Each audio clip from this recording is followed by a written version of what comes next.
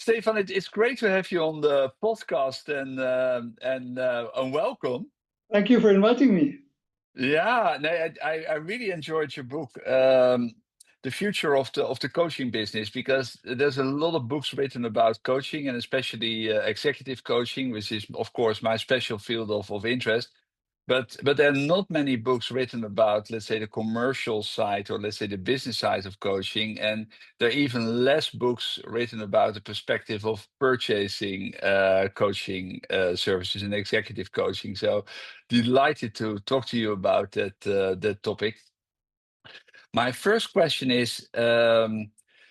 What, in your opinion, is the value of executive coaching for large international organizations? For what Yeah, purposes are executive coaches typically engaged in companies like SAP, for instance? I think there's only one answer to this. It's innovation. Because especially if you engage external coaches, you expect from them a new perspective.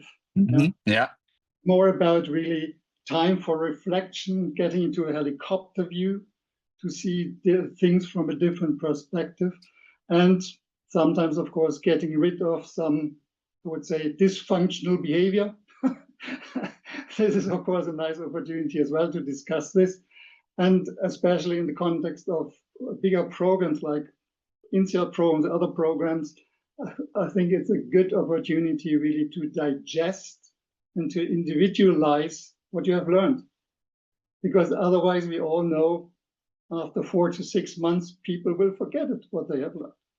So this digestion, this making it more individual, I think is a big benefit of coaching, because especially on this level, they don't have time to really do a proper follow-up, go again through the materials. This is exactly what we want, of course, but yeah, my experience is it's not always realistic.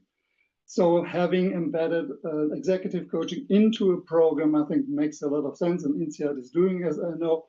And at the end, of course, it's all about the vertical development, really about thinking about your mind, thinking, how are you doing, how are you thinking, and why are you thinking the way you are thinking? It's a little bit confusing, but it's really going, as I said, beyond the normal skills training, because yeah, this is, of course, in my perception, it's training and not coaching. And this is, of course, one big differentiator then from executive, especially from executive coaching to training. Yeah. But it has an enormous value from my point of view. yeah, And when you ask me about the purpose, I think, and you know this as well, especially when they come into an executive level, they have to learn that they now not have to get rid of their expertise, but they have the expertise, what they have learned and what they have done so far is more on the background. And it's more about winning, I like this sentence very much, winning the hearts, heads, and hands yeah, of people. yeah, And then it's all about communication. And maybe they have done before a program on communications, but now this is their job. This is essential. And the higher they get, yeah, they have to know that, of course, they can't influence people directly anymore. Even their direct reports, these are very mature people and they can't instruct them. So it's more about really influencing them informally, although they have the yeah, authority to say, hey, you have to do this. You yeah. can do this once, you can do this twice. But in a company with intelligent people, this is not really stable on the long run. Yeah. So it's No, really engaging is more important than enforcing compliance. exactly, yeah, exactly. And then the second topic, of course, is always the executive presence. And nobody knows exactly what this is. It's the X factor. Sorry? It's the X factor. Yeah, that's a good thing. But you feel it, yeah. If somebody is on the stage who has executive presence, Yeah, and this is another thing where people, especially I think executives, have to learn to be on big stages, to yeah, really look into the dark and convince people. Also, maybe they don't see them anymore. Yeah. So they have really be convinced of themselves, and of the product, etc. They have to believe in their story. They have to believe in their story, exactly, and in themselves, that they are doing the right thing. So it's all about really convincing people, and very different people. It's not about convincing people in sales because I'm coming from sales, or I'm convincing HR people because I'm coming from HR. The clients are completely different of every sector. So you have to speak, they have to be flexible. You have to flex your communication style in a very professional way to, as I said, reach the heads, hearts, and hands, and maybe the purse of the clients as well. Because at the end, of course, you want to sell your product. You want to convince the market that your product is the one and only. Yeah, you want to encourage potential buyers. Exactly. So I think this is really the major purpose. And of course, in addition, always there are different other topics. Like these guys are heavily under stress and under pressure. Yeah, exactly. So really having sometimes somebody to talk, sometimes be very, very valuable in this context. And having their own safe space, as it were. Their own safe space, because there is a competition out there. There is power play on this level.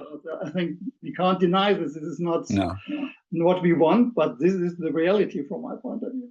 And a coach really can help here to get more clarity, to maybe analyze the different interactions, the different history maybe you have with different people, that get more clarity, and then again act more clearly and in a mature way. So I think this is the big purpose and the big value of coaching, especially executive coaching. A question in that context is, and that's a very obvious question. How can organizations measure the return on investment on coaching? Because, of course, being an executive coach myself, I fully recognize all the advantages of executive coaching. But how can organization measure, let's say, the fact that coaching really results in, really delivers a return on investment? Of course, this is $100 million question. Yeah, exactly. So that's, of course, but you've written a book about it, so I thought it's a unique opportunity. When I have to answer with a standard answer, then of course we measure the ROI, etc. Yeah. First of all, I think it was important for me, at least in my company, to have a very comprehensive and solid descriptive measures of what's going on. That I really know how many coaching engagements we have, where, with whom, etc. So really can describe what's going on at coaching. This is the easiest part, so to speak. Nevertheless, I know some companies, they don't have this. So, but this is for me the foundation to have really descriptive measures on coaching. And then, of course, the masterclass is more the correlations to really show what is the impact of a coaching, of an executive coaching. And of course, all we know that it's at least when the executives pick their own coaches, they know what would be the purpose that he fills out a questionnaire afterwards. Because normally if he picks the executive coach, she is already convinced. So it doesn't make really sense. No. And if I really maybe have offered a coach, then of course it would make sense. But then my experience is that not everyone is always willing to fill out a long questionnaire. And if you have to do really an impact analysis, you need more than 3 questions. So I think the best way, and this is how we are approaching it at the moment, is measuring it via an employee survey. It's called Unfiltered, and there we have several questions on leadership. And when we are really interested, if there's something has changed on the executive level, we simply can focus on a certain area and see how are the KPIs today and how are they after the coaching. And this is, of course, a decision, and maybe this will change, or I think this will change with our new head of global leadership development and our new board member. So it's a thing you can do. And the question is always with everything, with all the numbers, what do you make out of these numbers? What are the consequences when you have the numbers? What can you really influence when you measure something? It's always the question why, and what is the ratio of investment and of output. And I think especially on the executive level, it's very often that they prefer some people, know some people, and to ask them if this is the right one would be a contradiction in itself. Yeah, I agree. I mean, if they organize a customer event, then no one is going to ask the value of organizing a customer event, which is effectively also out-of-pocket money, aimed at improving the business results. So why would you challenge them if they engage an executive coach, which I find meaningful? I fully agree with you. So it must make sense.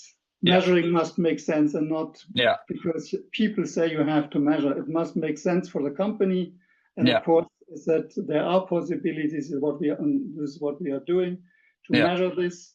But the ROI is really a thing. When you have studied social science like I did. Me too. Yeah. It's really a challenge to do this in a valid way. Otherwise, you're lying to yourself. And I don't want to lie myself.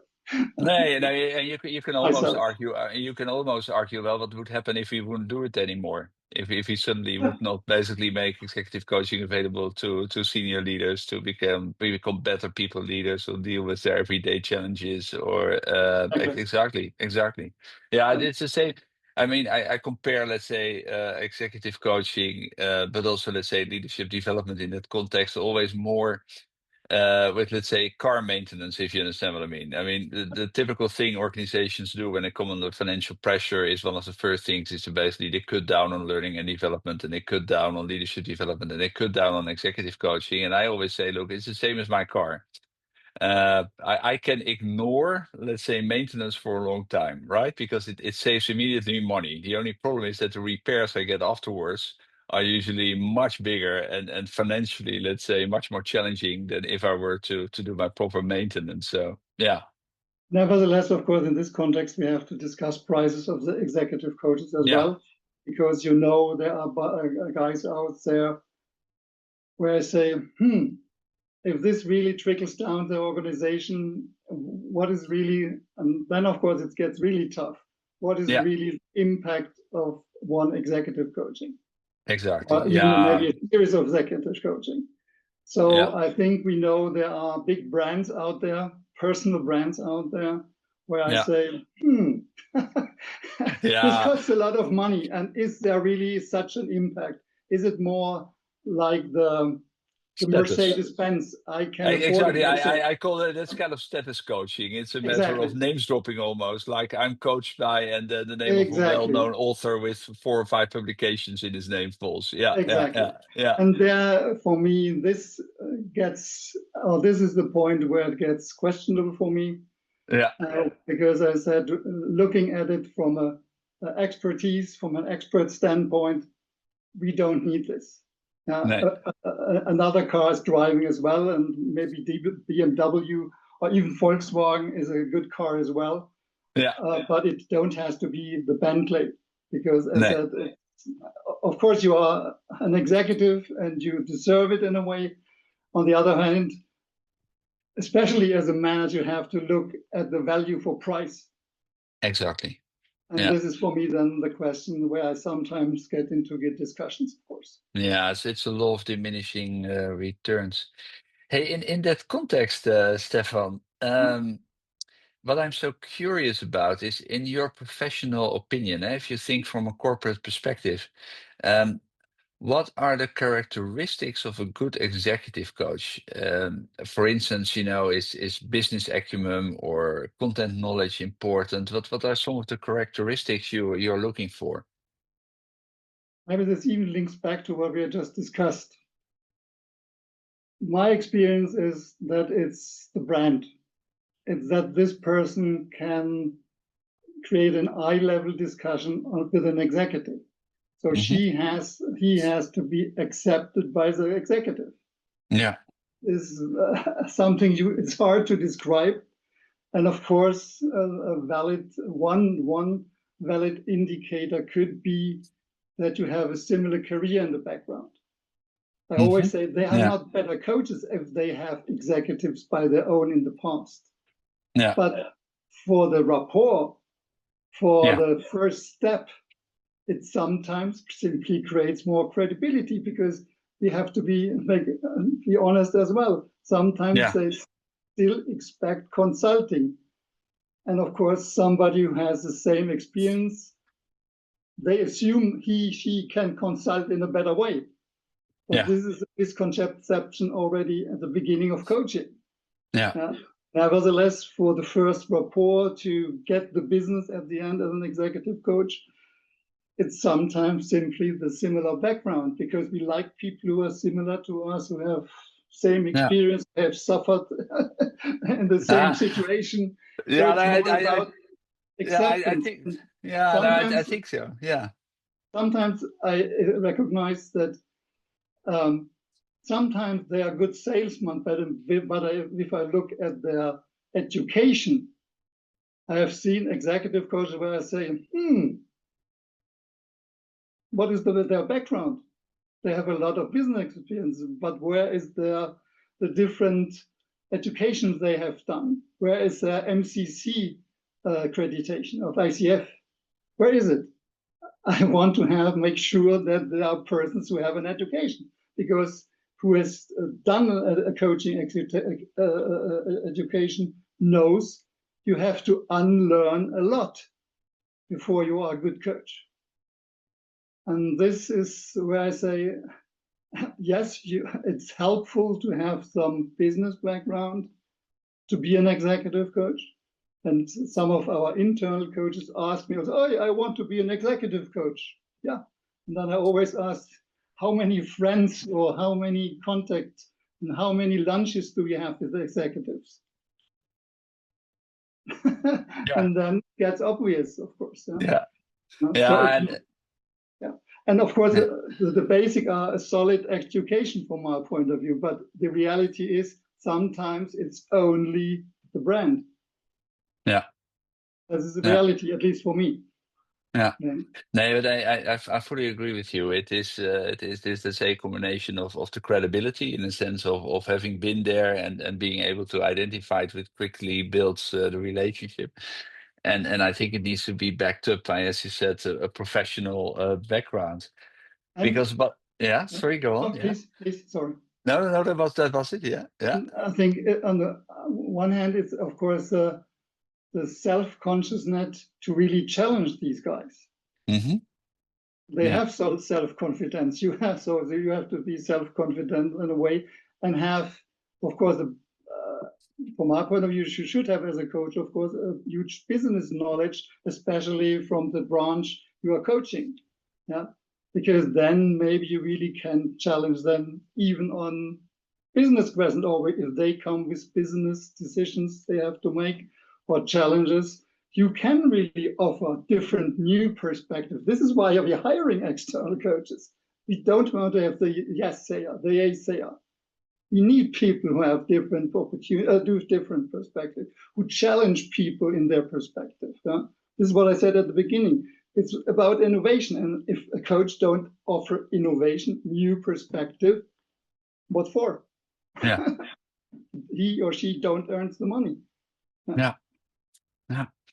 Because in that context, I also have my question is, the title of executive coach is not protected, right? I mean, everyone can basically, as you said, people in turn, everyone can put a plate outside his door and basically claim that he's an executive coach. Now, you cannot do that as a heart surgeon or as a public certified accountant, but in executive coaching is a kind of non-protected title. And as a result, of course, the number of people who call themselves executive coaches is really kind of mushrooming, right? There's nothing stopping any executive that basically leaves the corporate world to basically put that plate on his door. So how can organizations assess the quality of coaches, or how can individuals assess the quality of coaches? For instance, accreditations such as those offered by the ICF, This etc. Do is, they actually hold value in your opinion? yeah, of course, because they simply tell me the people have an education. Because as I said, you have to unlearn a lot to get a coach. And Hmm. this is the hard way because reacting as a normal person, so to speak, is, as we all know, giving, for example, giving immediately advice because I'm so experienced at giving advice. This is what you have to unlearn. Yeah. And this takes a while, as we all Yeah. know, people who have done an coaching education like me and you. Yeah. That Yeah. takes a lot of time and effort. Yeah? And Yeah. so I rely in a way, of course, on all accreditations of the DBVZ, the German Coaching Association, ICF, EMCC, etc. Yeah. This gives Yeah. me, as somebody who engages with coaches, who have built up coach pool, of course, basis criteria, foundational criteria for the selection. But we Yeah. all know as professionals, this is not the guarantee that you get a really good coach. And at the end, we have to be very honest again. At the end, the coachee should select the person.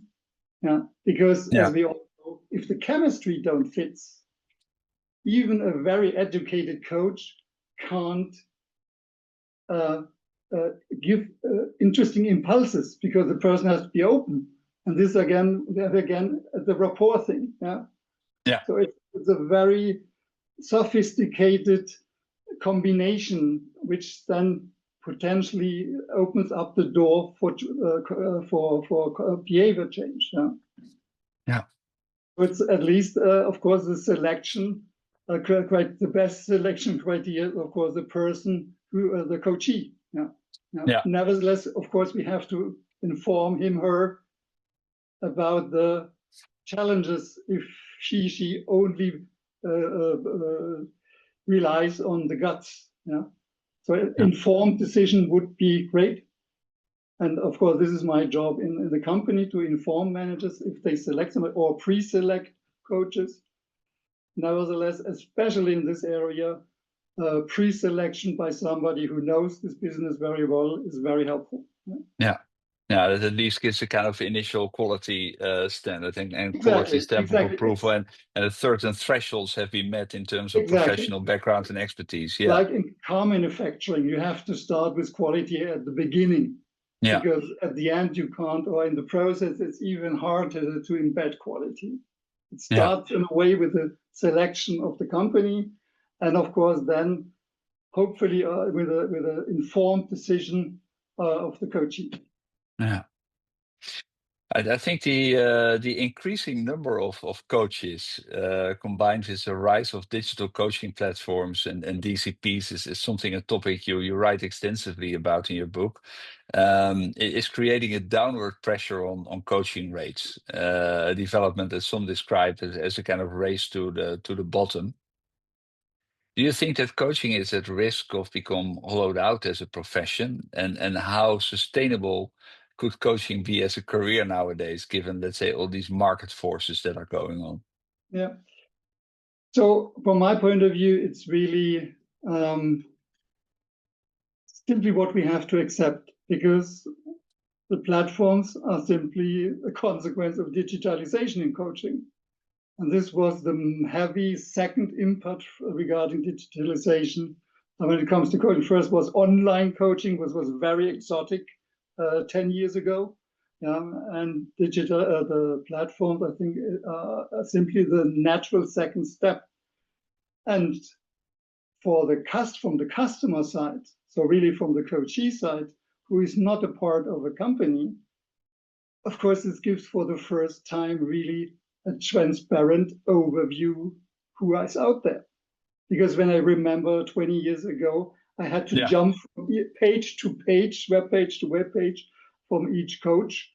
And then it was hard to compare because the information, of course, were not consistent and comparable in a way. Some of them wrote in a way that I understood it, of course, as an expert, but for somebody who's not really in this topic, this was cryptic because they talk of systemic and whatever coaching. So I think a normal person don't understand what these people wrote. So it's, as I said, it gives, I think the digital platforms give the opportunity for the normal customer to get more transparency, to can compare, to have like in a in an Amazon context, online coaching context, online shopping context, the way to evaluate. Of course, we know there are again many challenges, but for the end customer, of course, it has it makes it easier, it makes it more transparent. It can compare maybe even the fees, etc. Yeah. Yeah. On the other hand, of course, for executive coaches, it's hard really to stand out because on the one hand, of course, he wants to be seen, she wants to be seen because there are, exactly as you said, more and more coaches who are calling themselves coaches. So at the end, for executive coaches, I think it's hard, but it's at the end the brand, and that she gets to know, gets popular, get a good brand in the business. Yeah. Yeah. And of course, hopefully with very solid work and reasonable prices. And I think for executive coach, this is the way to go. Because there is not a diminishing thing, but if you are only a coach on a platform, you're one under thousands, sometimes even thousands. Yeah. Nevertheless, I think this could be an opportunity to get business. Yeah. So it's always the thing. Yeah, there's the volume part of it. Can you afford it? So I think the top guys in Germany or globally, they are not interested. They don't have to be interested in a platform because they are doing the business. Yeah, they are so outstanding. But for the big masses and for beginners, so not on executive coaching, but on coaching in general, I think this will be in the future the only way to get into the market. Yeah. And in addition, now with the third step of digitalization with AI bots. Yeah. So really show in which context they are working and getting being more transparent how they are working, getting the support of the digital provider, because of course they want to earn their money as well as a platform. They have to earn run the platform the money. And yes, then the executive coach, the coach, has to accept the 20 to 40% of a commission fee or so. Yeah. And this is hard as well. So it's a new, as my book said, coaching has turned in the last years to a business. Yeah. And this turns out in a very clear way in the context of the platforms from our point of view. Yeah, because in that same context, you wrote something very interesting in your book. You distinguish between data-driven, what you could call bestseller coaching in the platform context, and more individualized craft coaching with greater autonomy. And that, of course, basically offers the opportunity to escape the commoditization that you described. So what? Huh? It's really one way, really, to flee from this red ocean. Yeah. The coaching will get even more red ocean than before. Yeah. Yeah. And to get into the blue ocean, you have to distinguish in a way. You have to differentiate in a way. And this, essentially, is done by brand, etc. Yeah. And normally, if coaches really are real business coaches and maybe have a business background, they should even remember what they have done as businessmen and businesswomen to stand out with their product. Yeah, I think that's an excellent challenge. Yeah, that's an excellent challenge. Yeah. So what have they learned when they have been normal managers, normal executives? Yeah. Because now it's again promoting their service. Yeah. Market their service. What have they learned? Now they have to be real business coaches and doing coaching business. Yeah. And that's a very interesting statement. So for you could almost see it as a kind of proof of the pudding. So in the sense of if you're a true business coach, then you're also able to run your own practice as a business. Yeah, that In a that's way, yes. that's that's a good challenge. But what do you see as when we talked about, let's say, digital coaching platforms, and you already mentioned some of the advantages for large corporations to use them. Um, from your perspective, do digital coaching platforms cover all coaching needs, or do you think there's still space for independent coaches? And could you perhaps give an example of a particular situation where you said, well, for these cases or for these type of managers or individuals, I would recommend, let's say, a more bespoke approach instead of, Yeah. let's say, a digital coaching platform? Yeah, the digital coaching platform is only the distribution. This will not change the relationship between coachee and coach. So it's only the selection phase, and at the end, of course, the when you then have to pay at the end, that you get a proper invoice, etc. Yeah. Yeah, yeah. So I think this is the only thing which impacts at the end the coaching process. But the coaching itself, I think, will not change by the platform. Yeah. Of Hmm. course, platforms sometimes they get a lot of data during the process. This is what they are aiming, of course, at Yeah, to get yeah, data how coaching processes will evolve and change and maybe stop. Yeah. So they get a lot of data regarding coaching processes and maybe even the impact if they ask the clients for surveys, which they can do maybe in this context more with more intention. Yeah. yeah. But I think the platform itself will not change the coaching. It's simply the distribution. And do you think, because let's say after COVID, I think we went en masse to, let's say, virtual coaching. And I would say at this moment in time, I see 90 to 95% of my clients basically only, let's say, through a screen and through a webcam. And of course, it opened tremendous possibilities because I'm now able to serve clients, across geographic, across borders, across time zones, etc. So on the one hand, it expanded, let's say, our potential reach tremendously. Absolutely. Um, but do you think there's still a place for, let's say, face-to-face coaching? Do you still see, let's say, advantages of face-to-face coaching? Are there situations where you have an idea of, I would recommend face-to-face coaching, or do you say, well, technology basically has moved on so much, everyone is so used to working on virtual platforms there, it really doesn't make a difference anymore? I think the question is very easy here because at the end the customer will decide. Hmm. Of course, you as a coach, and this is then the art of coaching, that you blend the offers in the professional way, that you say, hey, would it make sense when we discuss now more deeply on X, Y, Z to meet?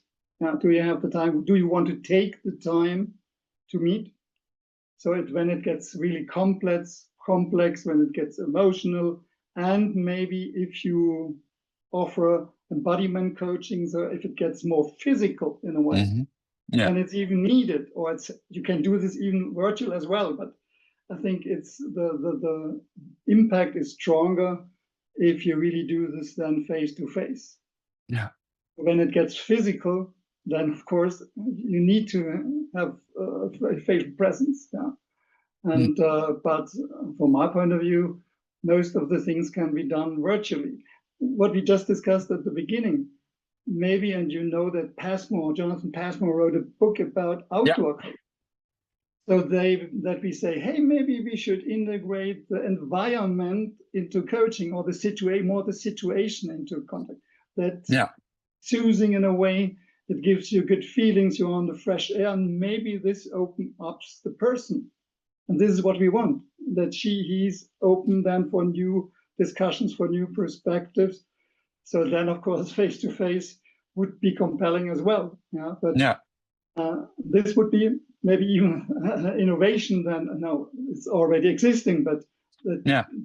one special opportunity, one special context where you say, let's meet face to face because there's additional value. But of course, you have potentially to convince the customer about this. Yeah, you have to be able to create that additional value. If it's basically the same experience as Maybe then she sees it, that it's an additional value. But again, these colleagues are under heavy time pressure and you have to convince them. But from my point of view, as I discussed it, this is really the art of coaching, that you know to do, to offer when. And not follow a script. This, of course, normally is a level of maturity and professionalism where you know what you do and why you are doing it. Not because it's a trend, maybe, or so. So, Stefan, more and more companies, I see large companies are trying to build internal coaching pools, and a number of them are quite serious about it. So they also, encourage internal people to, obtain ICF accreditation. They train them appropriately, etc. I am quite skeptical about internal coaching pools. A reason being not only because I'm an external coach, but also because I think it makes a huge difference if you're basically being coached by, a colleague of yours, which is a kind of peer coaching, rather than, let's say, an external coach. Also, in terms of, the appropriate distance, level of confidentiality, the fact that there's no interference later in a career. So I'm a little bit skeptical about it. But what is your opinion? Where do you see it working? So what do you think are the constraints? In a way, because I'm an internal coach since the beginning, so since 25 years. And as you said it already, there are upsides and downsides, and every role has its upsides and downsides. But I never, in my 25 years, had any trust issues, or that trust issues came to my ears, that I heard of them. So trust is not from my point of view, what I've experienced, the big issue. The big issue is the second one you mentioned. The benefit is that I'm a part of the system. The disadvantage is that I'm a part of the system. And of course, I know things when it comes to development or it comes to processes where I can directly link the coaching session to these internal processes, to these internal offers, what an external coach never could do. But on the other hand, of course, sometimes I feel with them because I'm affected by the big reorganization as well. So getting this working distance needs even more professionalism than being an outsider, because you have the distance because you're not a part of the system. So from my point of view, there is a value. We have 650 of them. That's a considerable number. And it's stable because the company is convinced about the value. And of course, nevertheless, as I just mentioned, the guys have to educate it in a professional way, and exactly knowing this disadvantage, that they really are educated in a way that the working distance is very crucial to have an impact. Otherwise, they're replicating or encouraging them in their grief or whatever it is. So it's really at the end about education again. How professional you are to have an impact, to add a new perspective, an additional perspective, and not simply be compassionate, what is nice and what is important. But this is only one part of coaching, to feel compassion because they are just reorganized or they lost their jobs or something else. Super.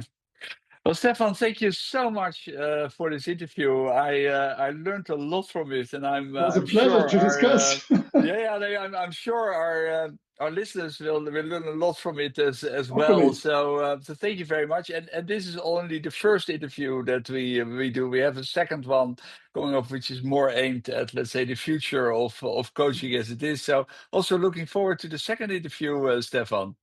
Thank you very much. Thank you. Super. See you. Bye.